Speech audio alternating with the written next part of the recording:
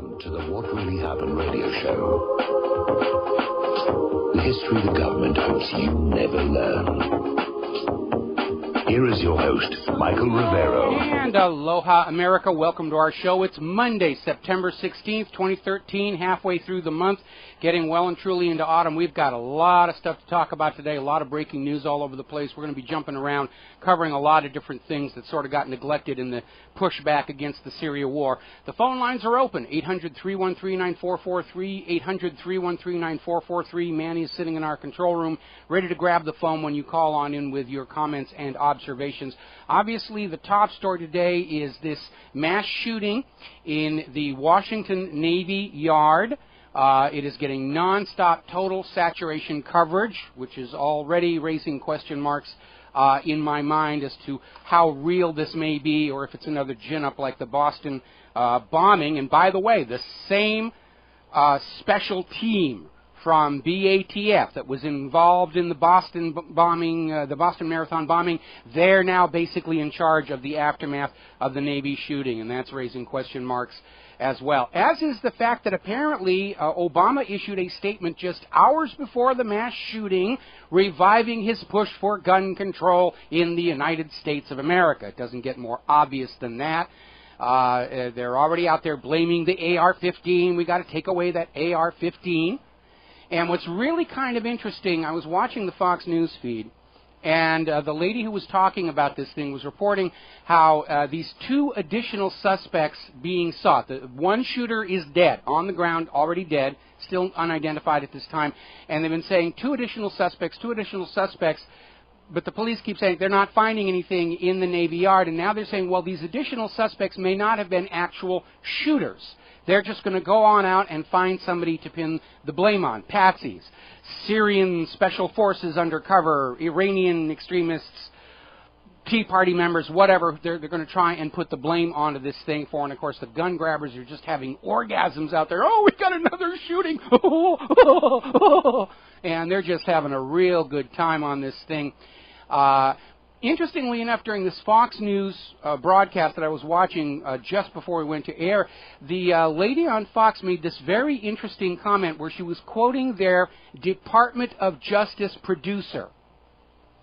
Now, maybe she just messed up, and somewhere between her brain and mouth, the signals got scrambled. But a Department of Justice producer seems to imply a much greater degree of government control over the corporate media than we had previously suspected. Whoops, hang on a second. I left something turned on that I ought not to have. Alrighty, so the numbers have been jumping around. They're saying several dead, actually 12 dead now, many more wounded, huge mass shooting, and they're just building and building and building this thing. And again, the 20 members of the Bureau of Alcohol, Tobacco, and Firearms Special Response Team are now on the ground at the Washington Navy Yard, and considering how many lies they were caught in up at Boston, on that point alone, we have to be very suspicious of the official story coming out. Is this simply to bolster the gun grab? Are they going to try and demonize Syria and Iran with it? Are they going to fan this thing up? We don't really know. Could have been just somebody went postal on SSRIs and they're saying, how can we use this? How can we use this crisis to push along whatever agenda happens to be at hand? Now, little thought occurred to me. This is the United States Navy. This is Sea Systems Development. This is where they design and build weapon systems here. This is the global force for good. And they can't even protect themselves? How are they going to protect the country? Oh, wait a minute, that's right, the Navy Yard is a gun-free zone. All those people working in that Navy Yard trusted the government to keep them safe and left their guns at home. That was their big mistake. So the push against gun rights is back on the front burner here, possibly as a distraction from Obama's severe political embarrassment at the hands of Putin and Assad. And somebody sent in an article today, and I've got it posted to the front page of whatreallyhappened.com. This is perhaps the most egregious attempt to brainwash our children I have ever seen, because somebody took a picture out of the official textbook being used by students at Goyer High School, and probably others as well, in which they list the Bill of Rights. And there's a photo of the actual page from the textbook at whatreallyhappened.com. And in the textbook, it lists the Second Amendment as saying, quote, "The people have the right to keep and bear arms in a state militia," end quote. Go and look at the picture for yourself. Again, one more time, the official textbook being given our children in these schools says that the Second Amendment says the people have the right to keep and bear arms in a state militia.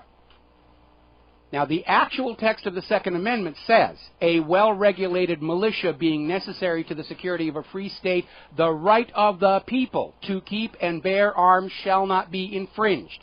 Under U.S. government law, the militia is the people. It's not the National Guard, it's not the Army, it is the people. That has always been the classic definition of a militia, are unorganized citizen volunteers able and willing to bear arms in defense of the state. And they've completely rewritten it in the school textbooks. We the people are the militia. And the United States Supreme Court already affirmed in District of Columbia versus Heller in 2008 that the Second Amendment recognizes the individual right to keep and bear arms, while United States versus Miller in 1939 affirmed that the Second Amendment does reserve to the American people the same arms as carried by the organized military. Now, on the basis of this obvious deception being foisted on our young people, first of all, it's a wake-up call to all of you parents to take the time to talk with your kids about what they're being taught in school, because they're being programmed to believe a lie, that the Second Amendment is only about state militias and not the people, and that's an absolute outright lie. And for all Americans everywhere, this obvious deception in our state-controlled school system should tell us that we have to go back and re-examine everything we think we know about this country and its laws that we were ever taught in the state-controlled schools. Because they're not about education, they're about indoctrination. And more than likely, you were being lied to as well when you were a student. As one well-known example, starting in 1913 with the establishment of the Federal Reserve, the state-controlled schools stopped teaching students about King George III's Currency Act as being the prime cause of the American Revolution, and it was repackaged as being all about the Stamp Act and taxes on tea and the rest of it. And I've been getting emails this last week from parents who are very angry that their children are coming home from school. They've been taught that GMOs are a miracle, GMOs are a modern savior of the world, and nobody should ever criticize GMOs. Just like that story we ran a couple of weeks ago about how the schools in Baltimore were conducting classes to teach children how to ignore the 9/11 truth movement. So it's time for private schooling or homeschooling, because very clearly this government-controlled education system is nothing but propaganda. They're brainwashing our children. And this attempt to rewrite the Second Amendment is the most obvious and clear proof of that. And it's a reminder that all of those amendments and their ratifications ought to be looked at very carefully, because this government has been lying to us all along. Now, getting back to the gun grabbers and out there saying, oh, we got to take guns away from people, we got to take guns away from people. We've had two more ugly incidents where the police have just hauled off and killed people. In one case, a former football player who was in a car accident and was running to try and get help was gunned down by two police. And over in New York, they've had another incident where the New York Police Department uncorks on the suspect, misses the suspects, and hits innocent bystanders. Frankly, I'm ready to ban the police, keep the guns, and we'll take our own chances with the bad guys out there in society. We've got to take a break for commercials. We'll be back with phone calls after these words from our sponsors. Aloha, America. Welcome back to the show. And, boy, they're piling onto this Washington Navy Yard shooting. The D.C. police are saying the FBI are in charge. The head of Homeland Security is out there talking about everybody has to stay in their home, keep your blinds drawn, don't look outside, don't take pictures, don't take videos. We're still searching for suspects. Now they're saying that the suspects, plural, were wearing military-style uniforms. And it reminds me that toward the end of last week, we started seeing this story pop up all over the net about how undercover Syria special forces were already inside the United States of America, ready to strike at our economy and our infrastructure and our railways and our power plants and all the rest of that stuff. And I'm just waiting for somebody to come up on the corporate media and say, oh, this was a Syrian undercover operative who carried out this horrible shooting at the Navy Yard.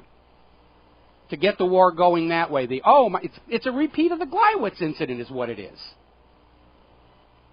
Obama can't come up with an original idea. He's getting all of his plans out of Dictatorship for Dummies by Adolf Hitler. And this just reeks. It's another setup, like Boston, like all of these things. And we've been warning there was going to be some kind of a false flag to try and get this war agenda back on track. And I'm willing to wager a plugged Turkish piaster that they're going to somehow link this up to Syria. And again, common sense. Why would Syria, or for that matter Iran, because they're trying to fan up war with Iran again, why would they do something that overt that accomplishes zero military advantage? Yes, they went into the Navy Yard and they shot up a bunch of people. How does that improve their military posture compared to the United States of America? It doesn't. So everybody's out there fanning this thing for all they can get. The gun grabbers are ecstatic, and yeah, this is already feeling like a repeat of that whole Boston Marathon bombing situation. We're going to grab a couple of phone calls here. Andy in Utah. Aloha, Andy. Welcome to the show. What's on your mind? Aloha, Michael. Aloha. I'd just like to... I am here. Can you hear me? Yes, you're on the air. Okay, great. A propaganda talking points alert. I just posted this. We'll send it to you as a message on Facebook, but... you can read for yourself the dozens of politicians who just happened to mention prayers and first responders during the very same short period this morning. 59 of them last count. The Huffington Post, of course, already knew every one of them, and these were termed reactions. Some prime examples, okay? Here's the first one. Prayers are with the victims and their families. All affected by the Navy Yard shooting, and these are coined in so that it automatically goes to the Facebook page. It's spelled that way. Grateful for the first responders. Speaker Boyner, please join in saying a prayer for the victims in Washington. Navy Yard, same thing, goes to Facebook. For all the officers and first responders. Go read 59 of them, and they all mention they're praying together there in the Senate. Yeah, I'm looking at the original article on Huffington Post. And they're ladling it on as thick as they can. This thing just reeks of another false flag. Yep, it sure does. Just pointing it out. Thank you, Michael, for being there, sir. All right, well, thank you very much. We're going to switch over to Scott in Virginia. Aloha, Scott. Welcome to the show. What's on your mind? Hi, Mike. Can you hear me okay? You're on the air. Okay, great. Listen, I had a quick thing about Syria. I don't know if you've heard about it yet, but it's been reported that a lot of those children that were in those videos of the chemical attack were Alawite children who had been kidnapped several weeks before, and from a town called Latika. And oddly enough, some of the parents have identified them. And another thing is that most of these kids didn't have family members helping them out in the video. You don't see many mothers helping out the kids. Yeah, you don't. And you need to remember, the Alawites are staunch supporters of Assad. So along with just gassing women and children and his own soldiers, basically the women and children that were gassed in that attack were Assad supporters. Why would he gas his own supporters? It's another reason why the official story is just complete and utter bovine excrement. I have a feeling that this Syrian chemical attack could turn into our version of America's vegetable stand being kicked over, like what happened in Tunisia, where just spontaneously Americans reject their government. Just spontaneously, not organized. It's happening. It's happening again right now, and it's definitely happening. Somebody else also sent in another comment here where the corporate media is going on AR-15, AR-15, AR-15, AR-15. How do they know? Because unless you are standing within a foot of the weapon, you have no way of knowing if it's a civilian AR-15 or a military M16, which, being the Navy Yard, there are weapons there, including the M16, which is a standard issue for the Navy, just like it is for the Air Force and the Army. So they're already out there just propagandizing this thing, right through the roof. I think we're close to the end, Mike, and I'll tell you why. It's because our media has gone so overboard with this warmongering, like CNN especially. I think they're close to the end, and they're just all out. We just got to push this war with Syria, or else it's over. Yeah, CNN's I lost agree. Credibility even with liberals. Yeah, like I said, I'm just waiting for somebody somewhere to somehow tie this in with Syria or Iran. It's just inevitable that they're going to do that. We've had enough, Mike, and I think we're just one incident away from this government being tarred and feathered. I tend to agree. It's just crumbling right around them. And we were warning last week, there's going to be some kind of a false flag to just take everybody's, get them all worked up to go to war against somebody. And again, if they try and link this shooting in the Navy Yard to Syria or Iran, you have to ask yourself, why would Syria or Iran do something this stupid? And the answer is no, they wouldn't. Syria and Iran are trying to avoid being attacked and invaded by the United States. Why would they stage a provocation? Now, again, this is all supposition. They may have another agenda entirely, but at this point, with the FBI and the BATF Special Response Team from Boston already taking control of this, they're getting ready to use this for some political purpose, beyond all shadow of a doubt.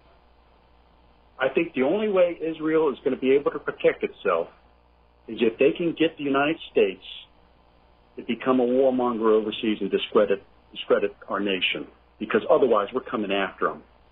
We're coming after them. They're behind a lot of this. They've screwed us. I would disagree. I would disagree. I mean, the very worst thing, when the U.S. government and the U.S. Federal Reserve collapse, the very worst thing we can do to Israel is just cut them off and just say, you're not worth bothering about anymore. You don't get any more money. You don't get any more weapons. We're going to kick out everybody who is a citizen of Israel inside the government, and we're going to take care of our nation, and Israel's just going to go have to take care of themselves. Go sponge off of somebody else for the next 60 years.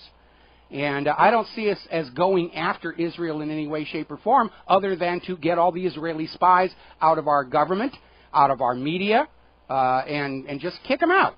Just get them out of here and say, look, go have fun. You've got your own country. You've been screaming about your own country. Go live there. Same thing to all these members of Congress who say Israel is wonderful and Israel is great. Great. I'm happy that you are so happy with Israel. Please go live there. Because we need right now leaders who will put America first, second, and third to get out of this mess that we're in. Mike, one last question. What do you think is going to happen when the truth comes out about 9/11 and Israel had a part in it? What do you think Americans' reactions are going to be then? I would hope that Americans are going to want to focus on rebuilding this nation. What we would do is keep that memory alive, just like the USS Liberty, just like the bombing of the King David Hotel, just like the Lavon affair, so that Israel is no longer able to play these dirty tricks any longer. If we had a government that was working for the American people, if we had a corporate media that was working for the American people, Israel couldn't pull off these tricks. And so I'm putting the blame for 9/11 and its cover-up not on Israel, because Israel's just doing what Israel has always done. I put it on the backs of those people in the U.S. government and the media who go along with it because they think, well, they're going to get money for it or promotion for it or whatever. Got to take a break for commercials. More calls when we come back.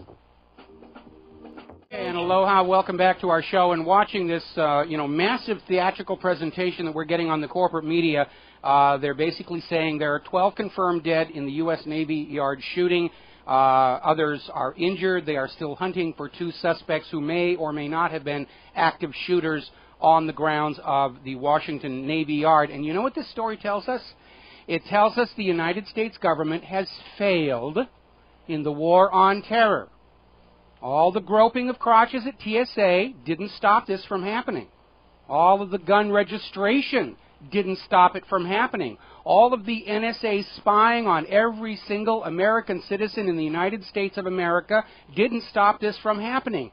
None of that works. None of the abuses of our Constitution and our Bill of Rights that were carried out in the name of protecting us from terror worked. They all failed. Failed, failed, failed, failed. This is a government with a history of repeated failure in doing what they claim they are doing. So it's time to shut down the NSA spying because it didn't protect us from this terror attack. It's time to shut down the TSA because it didn't protect us from this terror attack. And by the way, the police just rounded up another batch of TSA workers for stealing from passengers. It's time to start tearing down all those TV cameras that watch us because they didn't stop this terror attack. It's time to abandon the idea of the gun-free zone because that didn't save these people from being killed. Everything the U.S. federal government has done in the name of combating terror just failed today. They were not able to thwart or prevent this attack. They're showing up now, all their shiny hardware and flashing lights, and they're getting all their FaceTime on the media saying, yes, we will take care of this. You blew your chance already. It's a done deal. You failed. This government failed in their war on terror because they were not able to stop what happened today. Unless, of course, they wanted it. Like I said, the gun grabbers are out there left and right saying, we've got to take guns away from Americans. We've got to take guns away from everybody. What a world of safety it'll be when guns are banned for everybody. Unless, of course, you're a Mexican drug criminal or a hired mercenary in Syria, and then, of course, you can have all the guns you want, courtesy of the American taxpayer. We're going to go back to the phones here. Jim in Georgia. Aloha, Jim. Welcome to the show. What's on your mind? Hello, Mike. I've got to read this to you and let this be the way it is. To my fellow American neighbors, I am too old to fight. My guns and swords, and my dollars are my bullets. My shield is the millions of Americans that unite together to support the right of free speech. Please help RBM Radio to tell the truth. With your financial support, thank you. I am not affiliated with RBM. Mm-hmm. I'm a free American person. And Michael, the reason I say this is because there's some powerful people that would like to see this station go off the air. Yes, there are. So thank you. Dianne Feinstein is already out there, saying that, yes, the independent media is not real media, and they should not only not be protected by the law, but they should be shut down. She wants to bring to the United States this law that they just passed in Vietnam, that personal blogs are only allowed to talk about your personal life, and you're not allowed to comment on current events and the news and the government if you have a personal blog. And then they just declared everything to be a personal blog. We have the former head of the NSA, I think it was, saying it's time for America to adopt the Chinese model of complete control of the Internet. Because they're just getting really sick and tired of all of us pointing out their repeated lies. Now, getting back to what Jim in Georgia said, you can support Republic Broadcasting and getting the truth out there in the face of... Thank you, Michael. Thank you very much. By going to the Republic Broadcasting website. That's republicbroadcasting.org. There's a donate button there. You can also go to the Republic Trading Group, and you can buy physical silver and gold, and that is a really good idea right now as we hover at the edge of the complete collapse of the paper dollar. And a portion of those sales of physical silver and gold from Republic Trading Group will go to continue to fund our operation on the air. It is that important. The other side are spending hundreds of millions of dollars to try and lure you and trick you into war. And we're trying to bring peace to the land, and we're doing it basically on spare change we're finding under the seat cushions. All righty, we're going to switch over to Art off the grid. Aloha, Art. Welcome to the show. What's on your mind? Hey, Mike, talking about this kerfuffle, as you like to call them, going on. I love that word, kerfuffle, man. It's great. Yes.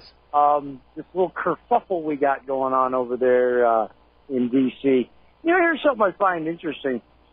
Right after the Boston bombing, they locked down the entire city of Boston, and we all know how big Boston is. But well, they've locked down most of Washington, D.C. now. They're telling everybody, stay in your homes, keep your blinds pulled, don't look outside, don't take pictures and videos. Yeah. Okay, as I was saying, they locked down most of D.C., which is not nearly as big as Boston. Okay, but yet here we have, this is the command center for the Navy.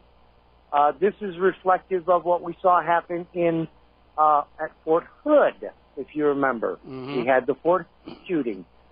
Also, and here's where I got people telling me I'm being paranoid.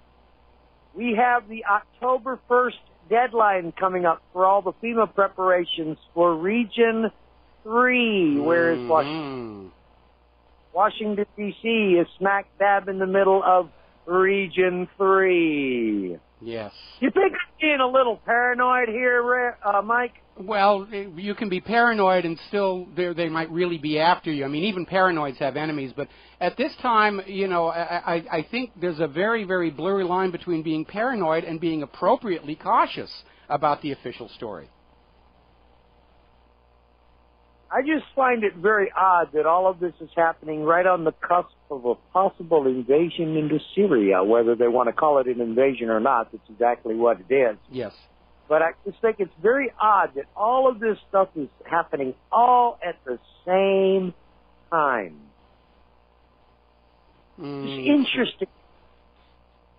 Yeah, it is. And again, we were saying last week there's going to be some kind of a false flag if for no other reason than a distraction from Obama's horrendous political defeat by Putin and Assad. And by the way, as a little side note, you're probably aware Time magazine publishes multiple international editions, and the current issue has Putin on the cover everywhere in the world except in the United States issue. They've got a picture about an athlete. Should college athletes be paid? There's a very important story that does affect all of our lives. But everywhere around the rest of the world, it's Vladimir Putin and how he managed to set back the war agenda. Okay? Yeah, figure. All right. Figure, right? Say again? I said go figure, right? Absolutely. You know, if it's not sports or Lindsay Lohan or Kim Kardashian, it ain't news, man. Anyway, keep up the good work, bro. All right, thanks an awful lot. Now, very interesting situation, and this gets hard on the heels of, you know, finding somebody to blame who's politically useful for the shooting in the Washington Yard, because apparently there was a name released for the dead suspect, and the name given was Raleigh Chance, and then immediately it was retracted.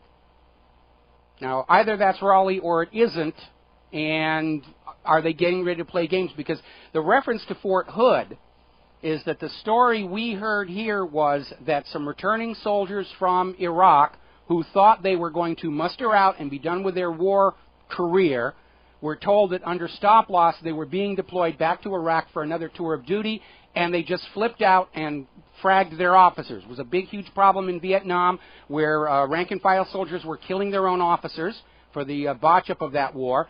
And obviously the U.S. government doesn't want the rank-and-file military being aware of the possibility of mutiny within the ranks. And so they basically found a convenient Muslim and they blamed the crime on him and continue that theater piece. So is it possible that somebody that some guys in that Navy Yard got upset about the policy of the war or what they were being asked to do? We don't know. What we can guarantee is this government will never tell you the truth about what happened about anything. They will always take it and try and reshape it to serve a propaganda purpose. You are getting zero truth from the government. You are getting zero truth from the corporate media. Now, how are we going to fight that back? Well, over the weekend, I wrote a very long, well-linked, sourced article called So You Think Military Intervention is a Good Idea.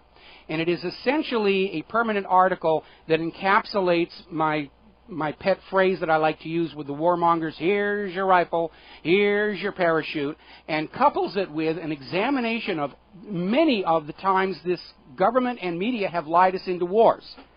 Now, it's not there for you to read, but to use, because you've already read all of this and heard all of it. I'll tell you what we're going to do with it when we come back from these commercials.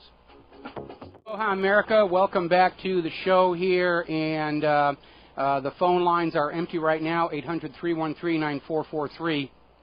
And before I get on to So You Think Military Intervention is a Good Idea, I'm seeing all over the net here that the shooter in the Navy Yard was identified as Raleigh Chance. It was carried by NBC, CBS. It was all over the place, then retracted. Okay, the shooter was not Raleigh Chance. Okay, then who was it? They've had the body for quite some time. They've got the fingerprints and those wonderful fingerprint computers. All this NSA massive total, collected all database, and they don't know who it is? I think they just haven't decided who they're going to blame it on is what's going on here. They're already taking this incident and they're trying to reshape it and repackage it to serve some propaganda advantage. All right, so over the weekend I wrote a very long, very detailed, with lots of links to lots of sources, article, So You Think Military Intervention is a Good Idea. And it was basically a repackaging of my catchphrase, here's your rifle, here's your parachute. And in it includes very detailed examinations of all the times throughout his, well, not all of them, many of them. It's comprehensive but not complete, of all the times we have been lied into wars of conquest by the United States government and the U.S. corporate media. And I'm not going to repeat it here because you've already heard all of this stuff, and you've already read all of this stuff, and you don't need me to repeat it here. The purpose of this article, and there's a PDF of it as well, is not for you to look at and read, but to have available to share with other people, and in particular, everybody in the government and the corporate media out there screaming for war, whether it's Christine Amanpour, John McCain, John Kerry, all of these people. And so this is a call to Rivero's Rangers to have these resources on your computer, and every time you see anybody promoting war anywhere, you send them this PDF or the link to the original article. And everybody has to do it, not just one, not just two, because these people already know it was lies. What we need to do is break through their denial and let them know, convince them we know what's going on out here. Because very obviously, with the new false flag and already talking up, we've got to have boots on the ground in Syria, the people inside the government and the corporate media are still operating in the belief that if they just make the lies big enough, they will be believed. And maybe that worked back in the days when Adolf Hitler warned us all about the big lie tactic. But it doesn't work anymore in the modern age. And the way we're going to derail the wars and the way we're going to stop more of these false flag attacks is to shatter the confidence of the government that they will be believed when they come out with a new hoax. We have to break that confidence. We have to make them doubt. Because doubt that they'll be believed is our most potent weapon. And we do need to use that against them. So, the article's up there. It's currently at the top of whatreallyhappened.com. I'm keeping it up there. Just have it as a resource. Keep it near your mailbox. And anytime you see anybody in the corporate media and the government who is screaming, we've got to invade XYZ, you just send them this article. And when they get hundreds and hundreds of copies of the same article into their mailbox, they will come to understand nobody is believing them anymore. We have to break their confidence that they're still in control of the minds of America. And that's why I wrote that article. Alrighty, so here we go. And by the way, I'm not the only person who's out there saying expect a false flag. There was an article over in internationalman.com saying all that's needed now is a Lusitania. So they're already starting to become aware of all these other hoaxes that were done to trick us into war. And right now, the U.S. government and the corporate media are probably very, very unhappy that we, the people, aren't just blindly going along with the war agenda like we have for the last 200 years. What's wrong with you Americans? You always believed us before. You were always willing to throw your money and the lives of your children at the designated enemy. Why are you changing now? Because we don't like being made fools of over and over and over again by this government. Article over at Reason.com, The People Say No to War with Syria. And it makes the point, the Constitution did not keep President Obama from attacking Syria, the people did. The problem is the war hawks still want their war. The financial centers of the United States still want their war. They see themselves as having to get that war or go out of business. And so they're going to lie, cheat, steal, false flag, whatever it takes to get that war. And the only way they're not going to get it is if we, the people, stand up and say, we know you, the government, are liars. You are always liars. You've always been liars, and we are not going to go along with that any longer. Same thing with the corporate media. You'd think the decline in audience share would have convinced the corporate media they're on the wrong path, standing shoulder to shoulder with the U.S. government on these things. But they apparently didn't learn any lessons in the aftermath of Iraq because they're back out there screaming propaganda. And by the way, propaganda, we pointed this out last week. We were getting all these stories all over the media that the United Nations was going to conclude that Assad was behind the gas attack in Ghouta. And I reminded everybody we saw the same thing last April when there was an attack using chemical weapons in Syria in March, and the United Nations inspectors went in to investigate, and we got all these headlines about how the UN was going to find Assad was at fault, UN was going to find Assad was at fault. And then, of course, when the actual UN report came out and said it was the rebels, there was kind of, all right, here it is, and they buried it in the back page, underneath the obituary column, to minimize the chances it would be read. And a lot of people came out of that thinking the UN had pointed the finger of blame at Assad, and that was an absolute complete lie. So last week we were seeing all these stories about how the UN was going to conclude Assad had carried out the chemical attack, even though their mandate from Ban Ki-moon was only to determine if chemical agents had been used and not to try and find who did it. And the UN report is now out, and they followed their mandate. They did find traces of sarin, which is not in dispute. We know there was a chemical attack against women and children, some of whom were Alawites, Assad's strongest supporters, plus some of Assad's own soldiers. Now, what the UN report did come out with already indicates that the claim that Assad did it is very, very weak. Now, the UN report doesn't say who did it. But they do come out and say that the chemical attack was carried out with unguided rockets arriving from the northwest, which puts the launch point in rebel-controlled territory, which is exactly where the New York Times placed it inadvertently when they first reported this thing. And apparently some of the analysts said that the remains of the identified rockets they were shown, they doubt they could have carried enough sarin to have caused the casualties they saw. So there's already indications that the UN was being bluffed and lied to. And there was absolutely no support in the UN report for the casualty figures handed out by John Kerry. So the UN report is out, and again, all those earlier news stories we saw attempting to bluff everybody into thinking the UN was going to blame Assad, they were all lies. Now, meanwhile, we have a story coming out of the EdmontonJournal.com where the al-Qaeda-linked Syrian rebels are claiming responsibility for sectarian killings in that central province. They're saying, yeah, we killed 30 members of President Bashar Assad's Alawite sect. Remember, the Alawites are Assad's strongest supporters.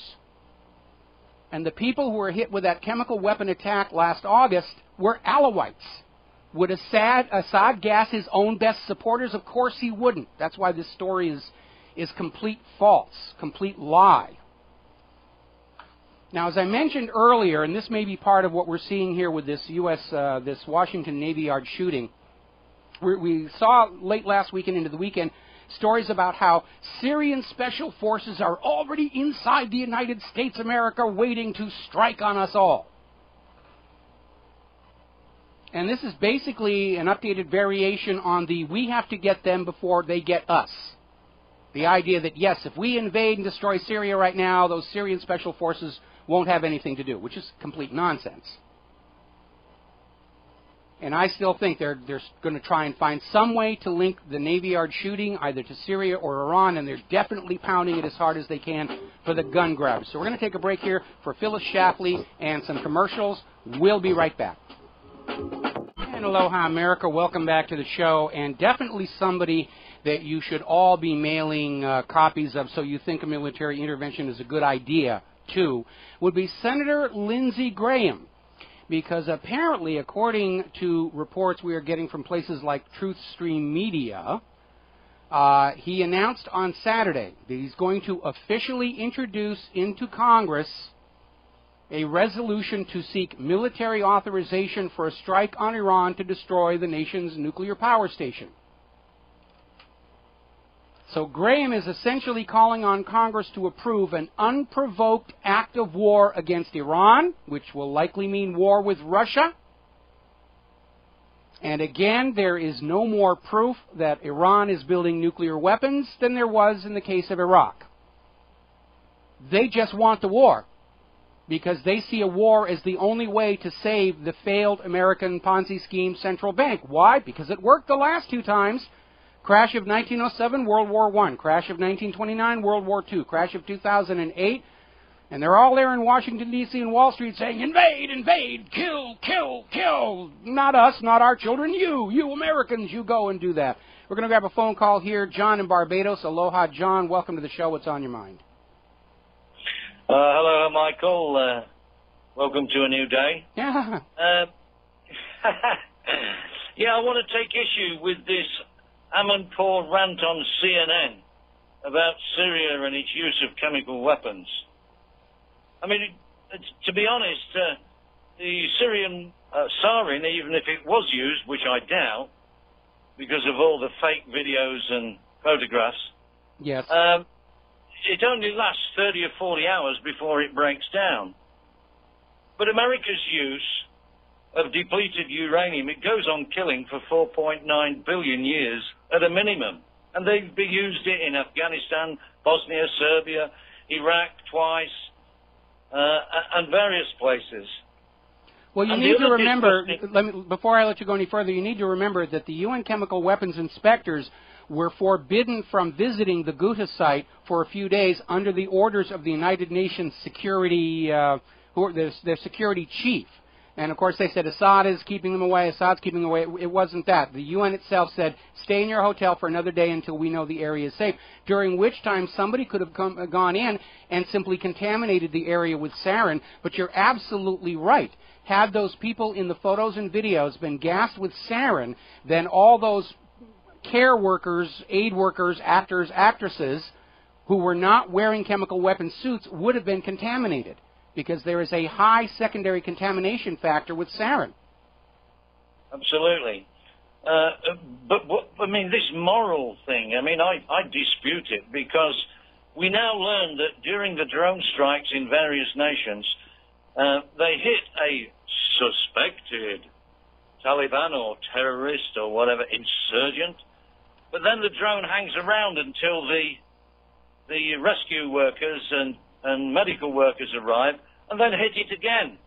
Is that a moral act? Is that an act of a moral military? No, it is not. It is a war crime, because they are intentionally targeting civilian support at that point. And yes, it is a war crime. Yeah. So I'm taking issue with this whole view that Amanpour pushed forward, that America is the most moral nation on the planet. I think it's descended into an amoral nation, where I think it always was. It's certainly from the government. The government's always been amoral. They've always lied. They've always engaged in wars of conquest. The reality of this government is completely opposite what we are told it is in our schools, what Hollywood and TV shows tell us it is. We're the most lied to people on the face of the earth. And but now we know it. Now we know it. Yeah, I also take issue with the military, the American military, the British military, the French, who all seem to operate on the same wavelength. I mean, even in the last war, the Brits bombed the heck out of Hamburg. Well, there was the firebombing of Dresden, and the nuking of Hiroshima and Nagasaki, which were civilian centers. They weren't military bases. Yeah, you see, and then in the morning, when the rescue workers were around, about 9 o'clock, and those who were left alive were taking the children to school, the U.S. Air Force bombed the heck out of them again. This is absolute nonsense. I mean, we see that after the war, the Germans people, including women and children, and 2 million soldiers, basically were corralled in open field concentration camps and starved to death over that 1945-46 winter. And millions of them died from starvation and being frozen to death. And it was put together by that piece of latrine effluent, General Eisenhower. I mean, this is nonsense. Well, the government has sort of gone along on the principle that, the victors get to write the history books. And again, in times past, before the Internet, that was certainly true. But it isn't true any longer, and they still haven't quite twigged onto that they are really out of control over, the flow of information in our society. They're trying to regain it. We've got Dianne Feinstein and all these other people out there saying we've got to have complete control of the Internet. John Kerry was out there saying, that Internet is making it impossible for us to govern, which shows his ignorance, because the definition of a governor is a device that acts only when necessary, but it's been mutated to mean complete rulership, controlling everything at all times, and that was never what the intention was supposed to be. That's why when this nation was set up, it was called a government rather than rulership. Well, what I find rather interesting is that these open field concentration camps now You're not allowed to dig. You're not allowed to disturb the surface to see how many bodies and bones you can find under there. There are up to 2 million people starved to death in those fields. Yes. Just as the so-called death camp pits. You know, you're not allowed to dig to find out the truth. No, you know, they already did up at Treblinka. They've done ground penetrating radar there, and they've found the soil is completely undisturbed from the last ice age. There are no mass graves there. They cannot be located at all. And it's again, we need to wake up and realize the extent to what we're lied to. It's not just an occasional thing when the government lies to us. It's business as usual. They always lie about everything. Spanish mine in Havana Harbor, torpedoes in the Gulf of Tonkin, Lusitania, on and on and on and on. Truth is something they want you to use so that you're more useful and reliable, and it conditions you to believe you're always being told the truth, when in point of fact their power and control over you is based on the fact that they're able and willing to lie, cheat, steal, and kill, and you are not. Yeah. Well, it's not so much from my perspective that governments lie. It's that the media, except for yourself and one or two others, don't give us the reality. This mainstream media seems to be ignorant of the people's views and intentions on these problems. I mean, they're locked in. They're isolated. You know, they sit there, they look at what comes up on their computer, and that's what they report as the news. They're firewalled against the alternative media in many cases. I've had friends who worked at the local network affiliates here in Honolulu who say they can't reach my website or many of the others from their office computers inside the TV affiliates. It's absolutely an almost monastic information experience there. Anyway, I got to let you go. We got some breaking news coming out here. Apparently now they have identified the shooter at the Navy Yard. His name is Aaron Alexis, 34 years old, of Texas. They're now saying he was there with a shotgun and a handgun. So all this caterwauling about AR-15s is already blown out of the water. And we're going to see what develops from that. But we're coming up on a commercial break. I know we got one more caller waiting when we come back. That's Fred. We'll get to you as soon as we come back from these commercials. Hi, America. Welcome back to the show. And so apparently they've now identified this Aaron Alexis as the shooter. They're saying that he used the ID of the other worker that was originally named as the suspect. The shooter was 34. From Fort Worth, Texas, had recently moved to Washington, was a civilian contractor at the Navy Yard, which I guess he recently lost his job, which is why he had to use the other ID. And so obviously they're not going to be able to use this to push the war agenda against Syria and Iran, but they are definitely using it for the gun grabber thing. Oh, we've got to stop the guns, we've got to stop the guns. I'll tell you what we have to do. We need to find out if this Aaron Alexis, because of the stress of whatever it was he was going through at the U.S. Navy Yard, if he was on prescription psychiatric medication. Because remember, 1 out of every 5 Americans is now on some form of prescription psychiatric medication. There are even rumors from his first term that Obama is on these things. And they mess up your mind. Now, earlier today, I reposted my resource page for people about the dangers of these SSRIs and their well-documented link to acts of senseless violence and suicide. But nobody wants to talk about SSRIs in the corporate media. They don't want to risk losing all of that, those lucrative advertising contracts from the pharmaceutical industry. Congress knows these are a problem. They actually held hearings on the link between SSRIs and violence, and then because they didn't want to lose those cushy campaign checks from Big Pharma, they did nothing about it. Oh, it's just easier to blame the guns, blame the guns, blame the guns. Have you ever noticed when there's a mass bombing, they'll blame the bomber? But when there's a mass shooting, oh, it's the fault of the guns. We've got to get rid of the guns. No, we don't. If some of those people in that Navy Yard had been carrying sidearms, and it is the Navy, they're military, it would make sense for them to do so. This Aaron Alexis wouldn't have been able to pop off 12 of them. All right, we're going to grab a phone call here. Fred, Michigan. Aloha, Fred. Welcome to the show. What's on your mind? Oh, well, yes, this latest installment of a mind control Manchurian maniac shooter, of course, harkens back to Fort Hood, where the soldiers on base are sitting ducks because apparently it's the insane policy of the Bolshevik, let's see, what shall we say, the superior race of Bolsheviks who run the military these days. That well, let me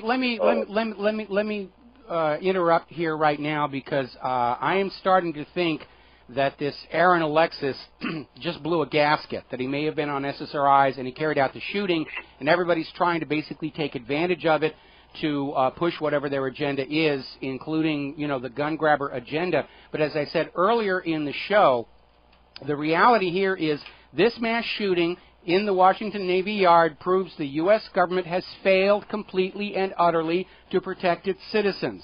The gun-free zones don't work. TSA grabbing your crotch doesn't work. NSA spying on all of us doesn't work. So it's time to just let all of that stuff go and start funneling the American tax money back into taking care of this country and the American people. So whether or not it was set up to push the gun grab agenda certainly could very well be possible. A lot of reasons to think the Columbine shooting was. But the reality is that, again, the police were not able to protect any of those people in the Navy Yard. The Navy wasn't able to protect itself. They're just all showing up after it's all over and the bodies are already dead, and they're posing with the bodies for the cameras and getting their airtime to prove how important they are to the process of life here in the United States of America. And all they're doing is underscoring the fact that they utterly fail to prevent the crime. Now contrast that with 1.6 million crimes in America every single year that are stopped in process by law-abiding citizens with legally owned firearms. That's something they don't want you to think about.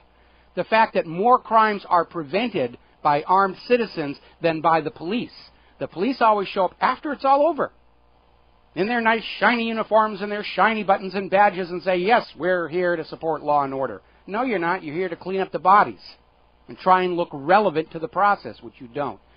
Alrighty, let's see. We're going to grab a couple more phone calls here. Bob in Tranquility. Aloha, Bob. Welcome to the show. What's on your mind?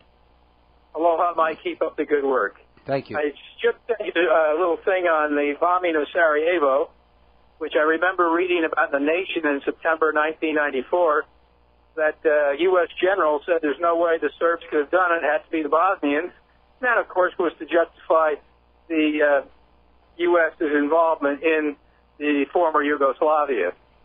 Second, I'd like to mention that I've been politically active in many different areas, and forever we have always been infiltrated. They have always known who the organizers is. When I arranged a bus trip for September 29th, the anti-war in Afghanistan meeting, I got a phone call from St. Louis. Now, I live in New Jersey.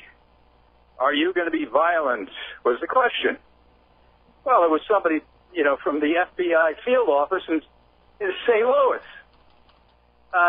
Also, when we got to pick up the people, we picked them up in Hackensack and in Newark at the Newark Penn Station. I had to get out. They wouldn't let us near the Penn Station with the bus at that time. So I got out on McCarter Highway and went and got the people. When I came back, there's a car with a guy with a baseball cap sitting behind the bus, FBI. Okay, so what? They're watching us.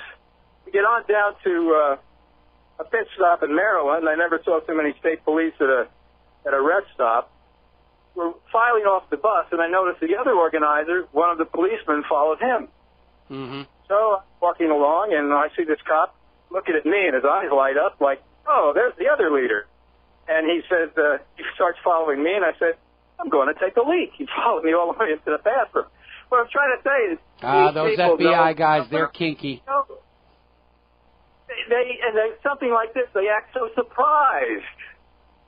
It's just unbelievable. If you ever get involved in politics against the grain, you will find out how efficient they are at knowing knowing your description, knowing your move, knowing where you live, knowing your phone number, everything. Well, see, that's the problem right there. That's the problem right there. The FBI, CIA, and NSA are so busy spying on people who don't agree with the government that they completely miss the real criminals. And today's shooting at the Navy Yard proved it. It's a complete failure. This was all sold to us as a war to prevent terror attacks. Now they're saying it wasn't a terror attack, it was just a mass shooting. In fact, it's already starting to fizzle out now that they've ID'd the shooter as Aaron Alexis, because they can't claim he's Syrian or I don't know. They may come out and say he was Muslim or something like that. But at this point, he did not have an assault rifle. He had a shotgun and a handgun, and obviously a lot of ammo to take out 12 people. Yeah, exactly. I mean, I've had my phone tapped. I found that out. Yeah. I put up an attorney from Canada, Bruce Clark, who was an indigenous rights. There's so many bugs on my phone. I spray it with Raid every morning. I'm sure. But again, it's like this guy, they could probably, if he is a crackpot, they couldn't find him, but suddenly it's turned into an entirely different thing. Anyway, keep up the good work. All right, I will do my best. We're coming up on a commercial break, so George, you're going to have to wait till after the commercial break. I'll take your phone call as soon as we come back. And I want to spend the rest of the show getting onto some other subjects like the horrible, horrible flooding we're seeing in Colorado, major monster storm hitting Japan and on track to hit the Fukushima power plant. Boy, oh boy, it's getting weird out there. We're going to take a break for commercials. Back after these few words. Aloha, America. Welcome back to the show. We're going to go to the phones. George in Texas. Aloha, George. Welcome to the show. What's on your mind?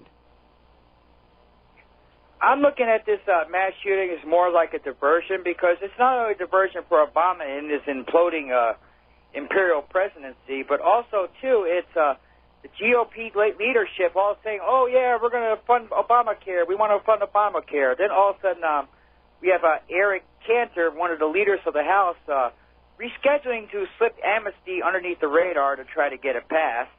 Mm-hmm. And you know, it's also, like I said, I think is also to avoid a backlash against the GOP leadership. They're like, okay, we're going to fund Obamacare to keep the government from shutting down. Well, personally, I don't want Obamacare funded, and personally, if the government shuts down, let it shut down. I don't care. It's more of a hassle than a... Well, they're not funding Obamacare to prevent the government from shutting down. In fact, it greatly increases the government's indebtedness.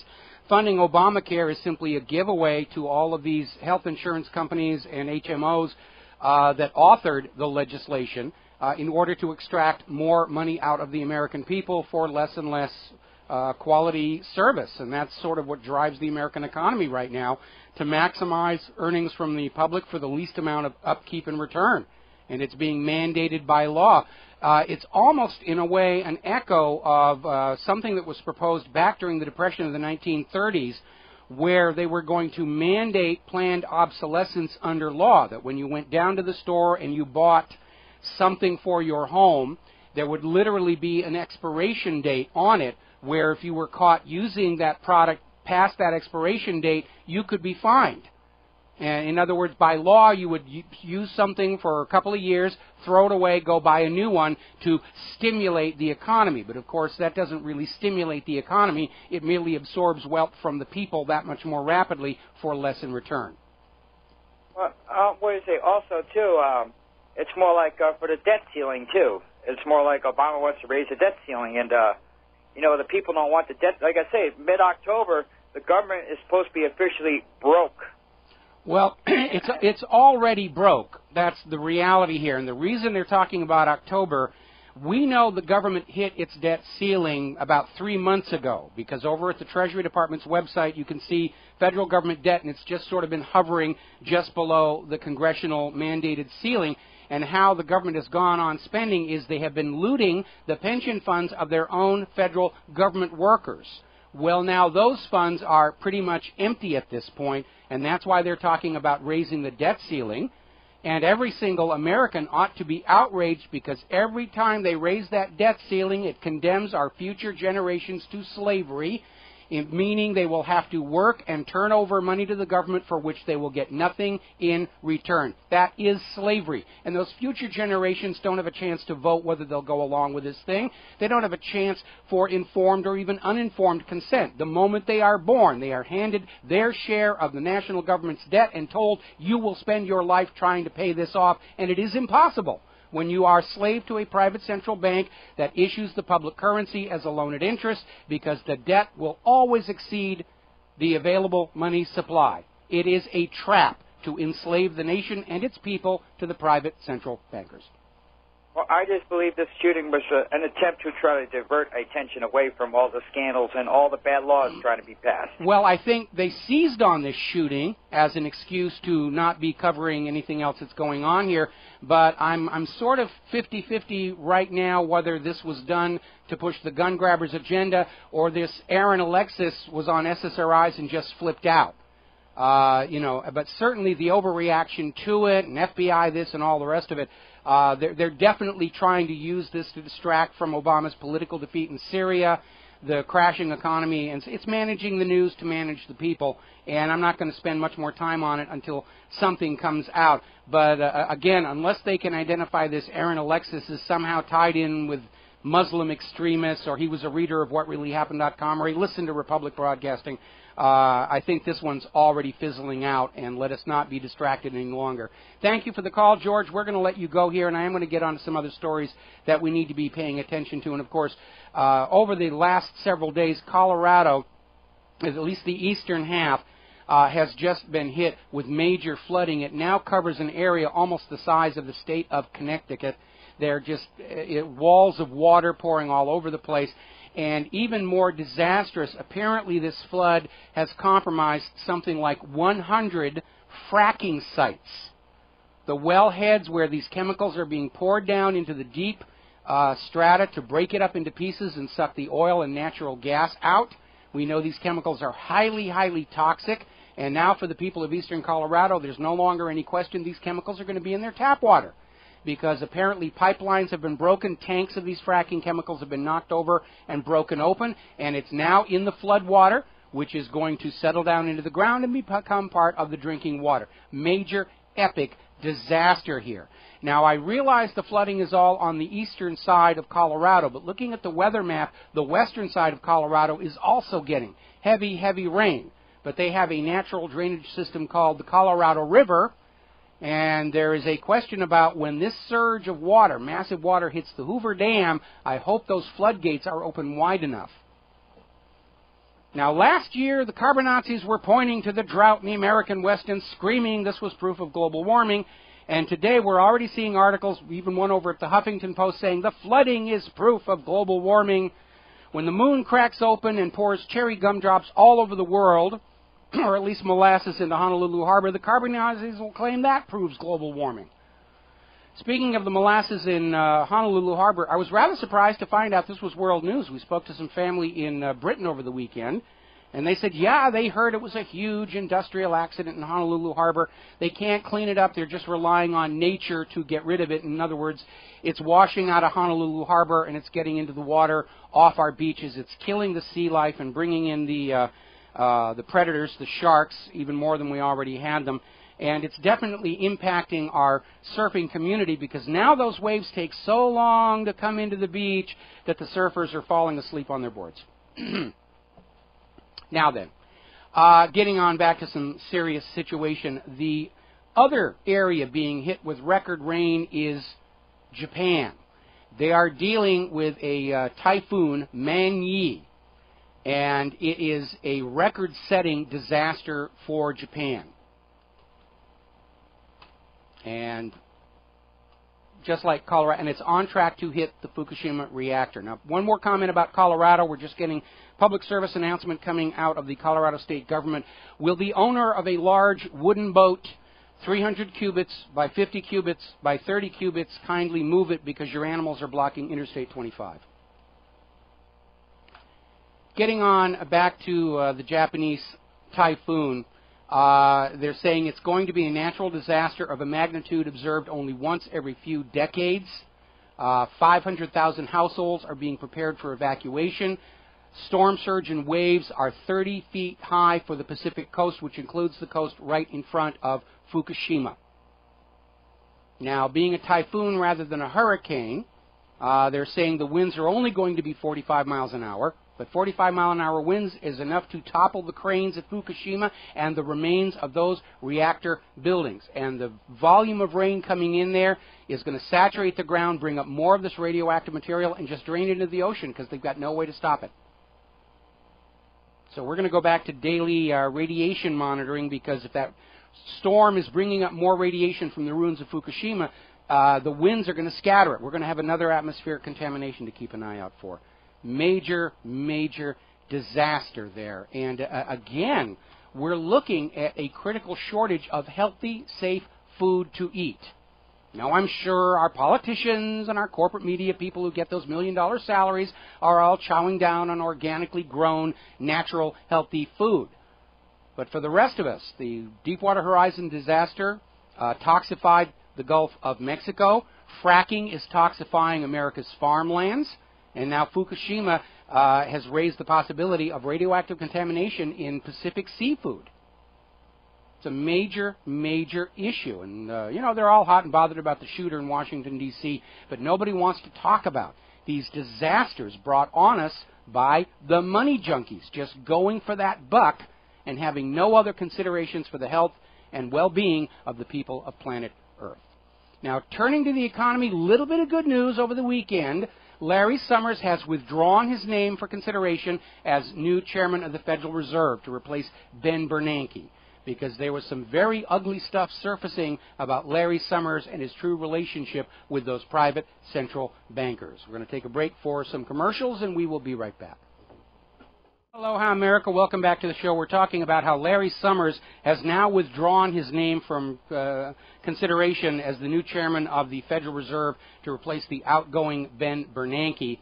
And a lot of this may have to do with a story that was broken by Greg Palast, in which he obtained copies of memos between Larry Summers and the heads of the major private central banks around the world, indicating collusion to basically force deregulation of private banking around the world and declare open season on the people of planet Earth, to sort of cement the plan to reduce the entire planet to debt slavery to private central banking, which we know has been their agenda for quite some time. Now, because Greg Palast came out with this memo, a lot of people were standing up and saying, wait a minute, we've had enough of private central banking. Hungary's broken free. We've got all these other countries dropping the U.S. dollar. And so Larry Summers, saying that his confirmation was likely to prove to be too rancorous, has withdrawn his name. Now, that doesn't mean that the next candidate to be put forward as chairman of the Federal Reserve is not going to be any less a slave to the private central bankers, but it's a small victory that we can point at with a little bit of joy in our life. Now, going back to the shooting in Washington this morning, they're still fanning it all over the network. They've identified the shooter as Aaron Alexis, 34-year-old gentleman from Texas, was a civilian contractor at the Navy Yard. Apparently he had been let go. We still don't know the circumstances of that. And walked back in with a shotgun and a handgun and killed a whole bunch of people. They are still maintaining the cover in place. They're cordoning off the area, saying nobody come in, nobody come in. There may be additional shooters, and everybody's out there airing their small grandeur and all their brand new taxpayer-funded hardware. And looking at them reminds me of something that happened when I was very young, when I was still living with my family in West Covina, California. And I was, I think I was in junior college. It was like 1 year out of high school. And the city of West Covina had bought a brand new fire department. They'd issued the bond issue, and they basically replaced all the aging equipment. They built some new fire stations. Everybody had brand new equipment. And by just amazing piece of coincidence, we were the first fire call they got. In fact, it was July 5th, and we had noticed our neighbor was firing skyrockets into and over our yard. And apparently one of them lit on the roof and just smoldered there, and the next day noticed there was light inside our home where it shouldn't be, went outside, and there was a small fire on the roof. And we called the fire department, and then my mother and I got up on the roof with a garden hose, and we put the fire out. It was completely out by the time the fire department got there. But this was the first alarm they got with their brand new equipment, and they brought everything. And it was almost funny because, I mean, they had these bright They had just gotten away from the red fire trucks to these day-glow lime green, yellow trucks that stand out a little bit more, and they brought everything, including the brand-new cherry picker, because West Covina was just starting to go high-rise, and they had a cherry picker that could go up 8 floors, and they deployed this thing in front of our house. It was a ranch-style house, single-floor dwelling, and they put this 8-story cherry picker up so that the fire chief could look down on the neighborhood, and they just went crazy. They brought everything. Everybody wanted to play. It was their first fire with the new toys. And it's starting to look like that over there at the Navy Yard. Everybody wants to be in there to get their moment of glory. The FBI's in there. The Department of Homeland Security's in there. The BATF is in there. And I think they must be a little disappointed. This is starting to look more and more like just this one guy went postal, probably on SSRIs. And they don't have terrorists to chase down. They don't have Syrians, and they don't have Iranians, and they don't have Muslims that they can corral. So this thing appears to be fizzling. But again, on a serious note, the question I want to know is, what prescription psychiatric medications was Aaron Alexis on? Because the link between these medications and acts of mass violence and suicide is very well documented. And the corporate media doesn't want to talk about it because they don't want to lose those big pharmaceutical advertising contracts. Congress held hearings but refused to do anything about it because they don't want to lose all those donations from big pharma. Huge amounts of money that come in every election cycle to make sure that Americans go on taking the pills. They're being advertised on TV. And right now, 20%, 1 out of every 5 Americans are on some form of prescription psychiatric medication. And they are dangerous. They do not work the way the theory says they're supposed to work. And they're very dangerous. And they're especially dangerous when you're coming off of them.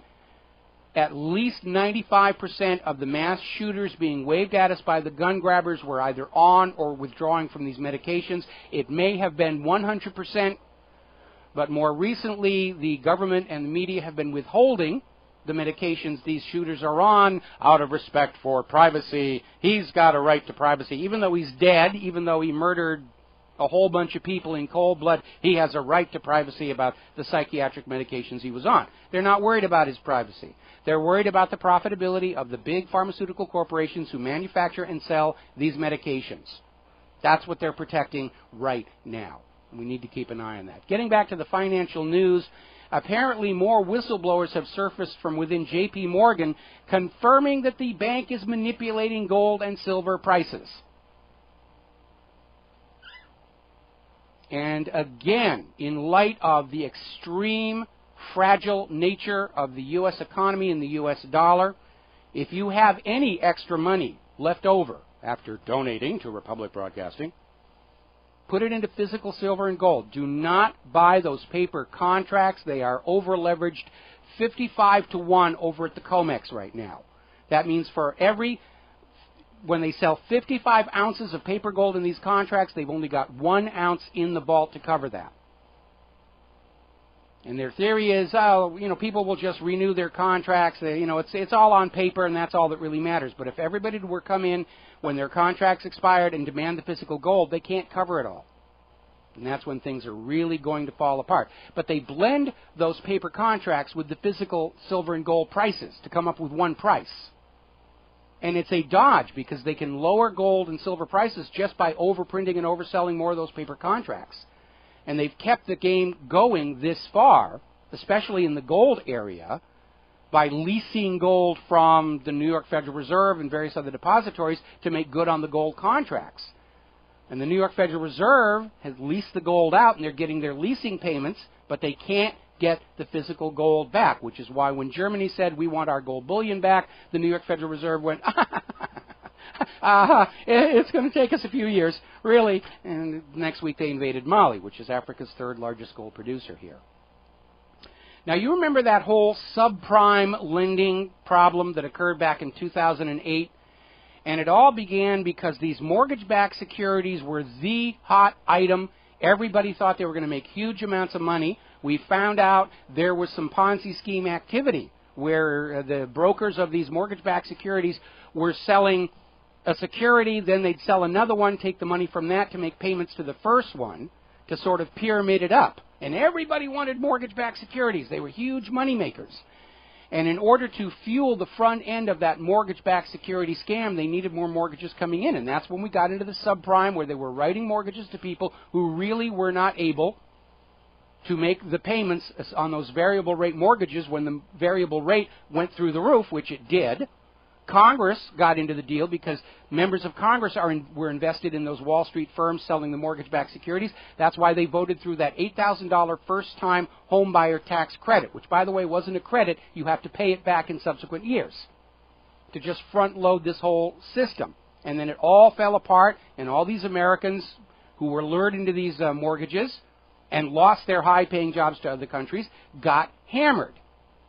Well, these subprime lending executives didn't go to jail. They're, in fact, back in business.